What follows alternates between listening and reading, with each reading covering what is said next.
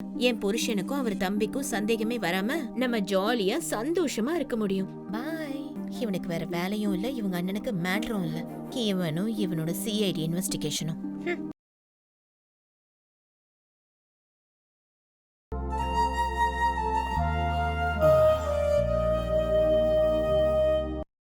வெளியேயும் சூடு உள்ளவும் சூடு, மொத்த பெட்டும் ஈரமாகற மாதிரி இருக்கு.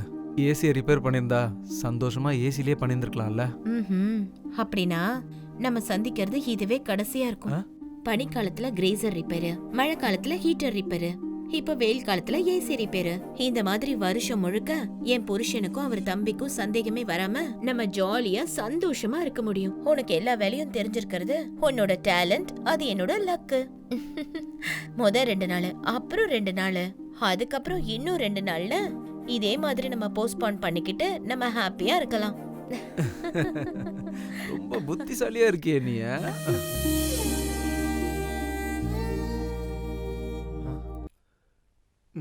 நீங்க என்ன வேலையா வந்திருக்கீங்க? AC repair. அது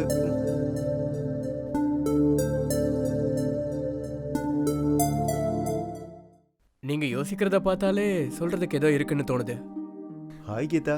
நீ என்ன ஃபோன் பண்ணாம வந்துட்ட? அட ஃபோன் எதுக்கு? இது நம்ம டைம் தானே. Biryani with bed. இன்னைக்கு வேணாம் போ. எதுக்கு? என்னாச்சு? ஏன்னா எனக்கு பீரியட்ஸ் முத நாள். அட என்ன நீ, பீரியட்ஸ் டைம்ல நம்ம எத்தனை தடவை பண்ணியிருக்கோம்.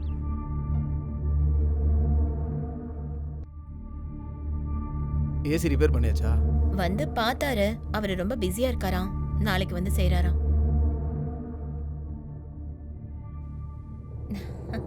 சீக்கிரமா வா.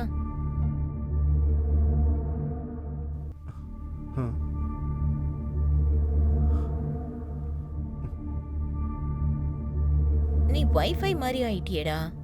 அது இல்லாமலும் இருக்க முடியல, நீ இல்லாமலும் இருக்க முடியல.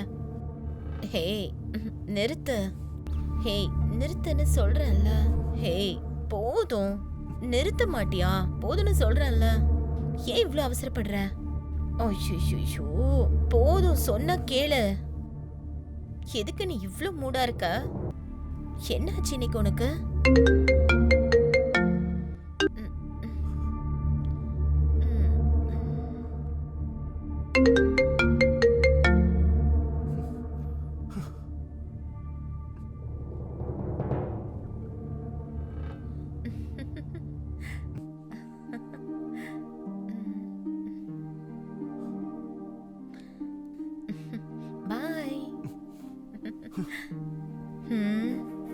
இவனுக்கு வேற வேலையும் இல்ல, இவங்க அண்ணனுக்கு மேட்டரும் இல்ல.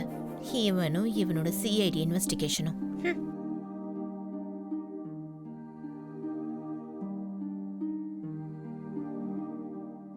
ஏசி ரிப்பேர் பண்ணியாச்சா? வந்து செக் பண்ணாரு, பார்ட்ஸ் கிடைக்கவே இல்லையா. நம்பர் கொடு, நான் பேசுறேன். நான் தான் சொல்றேன்ல, வேற யாரு உங்ககிட்ட என்ன சொன்னது? உங்க தம்பி உங்ககிட்ட என்ன சொன்னாரு? கூப்பிடுங்க அவனை. ஏய் எது கத்திக்கிட்டு இருக்க? பின்ன கத்தாம நீங்களும் எதுவும் செய்ய மாட்டீங்க, பண்றவங்களையும் தடுப்பீங்களா? வெக்கம் இல்லாத ஜென்மம். என்ன? ஏன் நீ அண்ணன் கூட சண்டை போட்டுட்டு இருக்கீங்க? எப்போ? எப்போன்னா இப்பதானே பார்த்தேன். தினமும் நைட் அண்ணன் கூட சண்டை போட்டுட்டு தானே இருக்கீங்க. அப்படின்னா தினமும் நாங்க பேசுறத கேட்டுட்டு இருக்கியா? பேசுறது மட்டும் தானா, இல்ல நாங்க ஒன்னா இருக்கிறதையும் சீக்கிரட்டா பாக்குறியா? நான் என்ன கேக்குறேன், நீங்க என்ன சொல்றீங்க அண்ணி? நான் உன்கிட்ட என்னடா சொல்லணும்? கூட பிறந்த அண்ணனுக்கும் அண்ணிக்கும் நீ என்னடா செஞ்சிருக்க? உங்க தம்பி என்ன சொல்றான்னு பாத்தீங்கல்ல? ஏன் எதுவும் பேச மாட்டீங்களா என்ன? அண்ணனை ஏன் கத்துறீங்க அண்ணி? ஏய், இன்னொரு தடவை என் பெட்ரூம் பக்கம் உன்னை பார்த்தேன்னு வை, உன்னை போலீஸ்ல கம்ப்ளைண்ட் பண்ணி வீட்டை விட்டு அனுப்பிடுவேன்.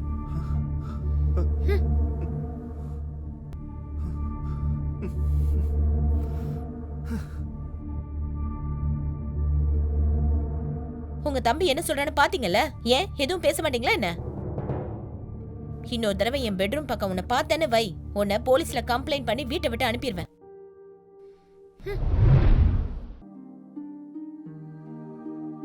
ஏய் நில்லு. தினமும் எனக்கும் அந்த ஏசி மெக்கானிக்கும் நடுவுல என்ன நடக்குதுன்னு நீ நினைச்சிட்டு இருக்கியோ, உன் அண்ணன் கிட்ட என்னெல்லாம் சொல்லணும்னு நினைக்கிறியோ, அதெல்லாம் தான் இங்க நடந்துட்டு இருக்கு.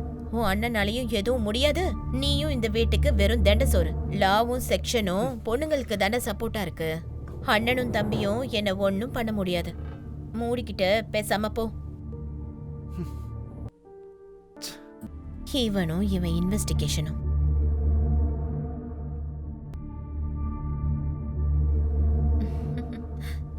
வா வா சீக்கிரம் வா.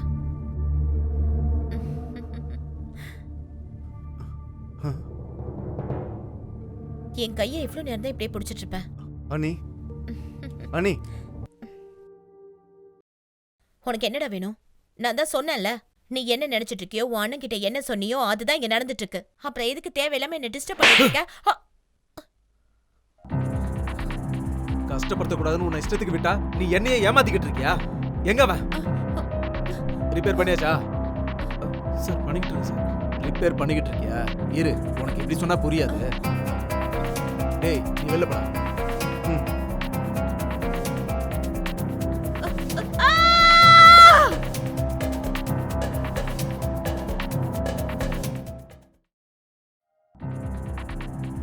ஹலோ எஸ்ஐ சார், என் வீட்டில் ஏசி ரிப்பேர் பண்ணிக்கிட்டு இருக்கும்போது தெரியாம என் ஒய்ஃபும் ஏசி மெக்கானிக்கும் கரண்ட் ஷாக் அடிச்சு இறந்துட்டாங்க. சீக்கிரம் வாங்க சார். சீக்கிரம் வந்துடுறோம்.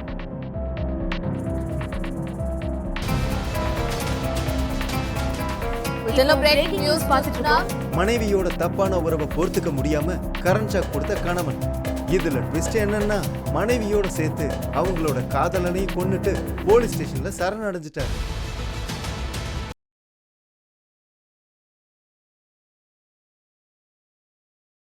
ஹாய்ங்க, என் பேர் கார்த்திக். ஹர்ஷா சொன்னாரு, உள்ள வாங்க. சரிங்க. உட்காருங்க. ம். டிஃபன் ரெடி, வாங்க. இதோ வரேங்க. 5 minutes. டிவியில் என்ன வந்தாலும் நம்ம அதை மட்டும் தான் பார்க்கணும். அதுவே ஃபோனா இருந்தா நம்ம இஷ்டத்துக்கு ஏத்த மாதிரி பார்த்துக்கலாம். என்னடா டிஃபன் சாப்பிட்டியா? சாப்பிட்டியாப்பா?